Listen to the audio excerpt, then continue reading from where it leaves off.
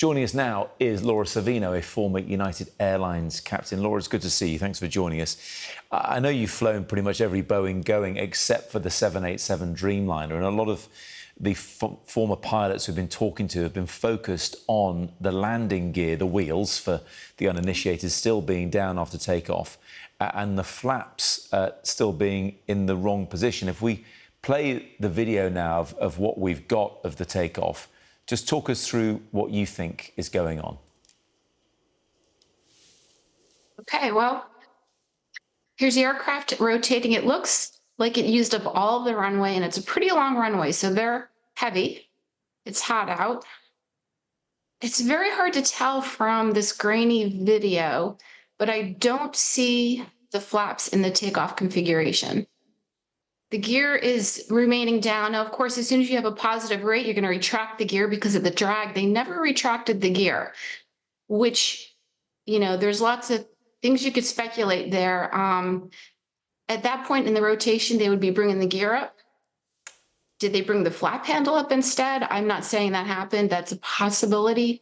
They used the full length of the runway. It was a full aircraft. It was a very long flight. So they probably were very heavy on fuel, and they used the whole length of the runway. In fact, you can kind of see the dust blowing up off the end of the runway there as they're finally rotating.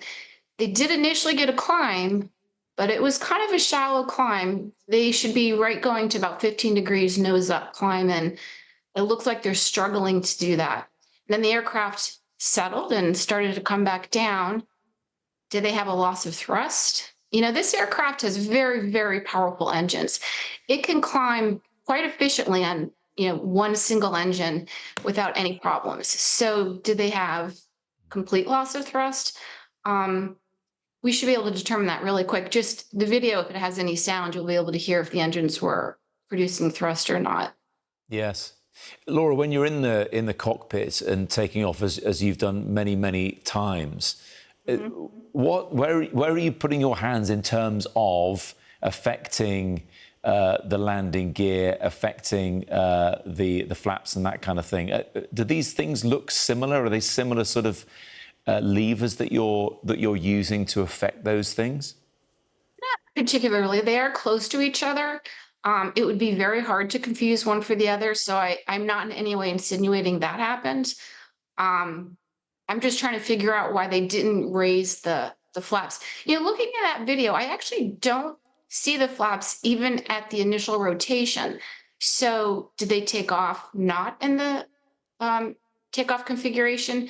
That would be very hard to do because this aircraft it's very automated. It has a lot of lights, bells, whistles. It's not going to let you take off if you're not in the takeoff configuration, unless perhaps, I don't know, there was a circuit breaker that was out. Perhaps that would have disarmed that system and allowed it. I don't know. It's all speculation. They will determine, I'm sure, pretty quickly what happened. Yeah, you're right. It is early days and all speculation, and we know there are multiple investigating agencies involved in this, from the UK, India, of course, and the US as well. Boeing, I believe, sending a team over there. But just in terms of the relationship between pilots and co-pilots, Alistair Rosenshine, I was speaking to just a few moments ago, is a former BA pilot, says no matter if you're flying with someone you've never flown with before, everyone's pretty well drilled on the routine and how it goes. Was that the case in your experience? When you would come across a co-pilot you've never flown with before, was it still as if you'd flown together multiple times? Yeah, absolutely. Everything is very standardized. The training is extremely comprehensive. In fact, at United, we have, I think, 17,000 pilots. The chances are you will be flying with somebody that you've never met every flight. So it doesn't make any difference if it's somebody that you know or don't know, or even if you like or if you don't like. Everything is very procedural, and I'm sure that's the case at Air India.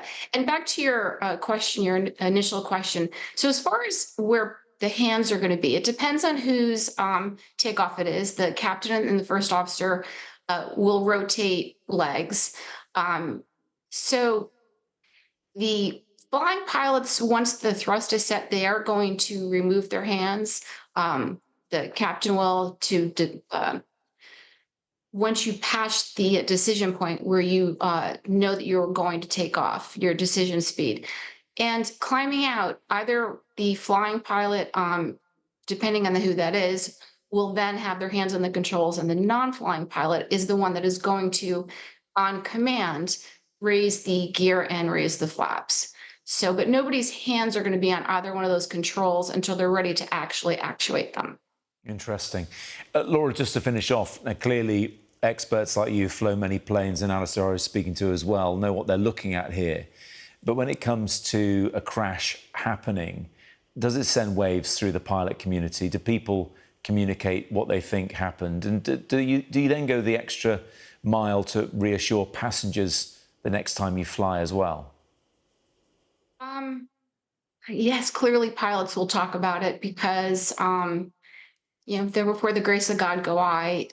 We don't know what happened with these pilots. We know that they were highly trained, they were experienced, they've done this many, many, many times. Was there something mechanical that bit them? Was there some sort of a pilot oversight? We don't know, but certainly pilots are very keen on understanding when a crash happens to ensure that they themselves don't repeat those mistakes. And it also becomes a big part of our training. Whenever there is any kind of an incident or accident, Yeah. that is greatly analyzed at companies, airlines, and we will then practice those situations to make sure Okay. that our pilots don't repeat those mistakes, or know how to deal with the incident or mechanical, whatever it is that happened ourselves.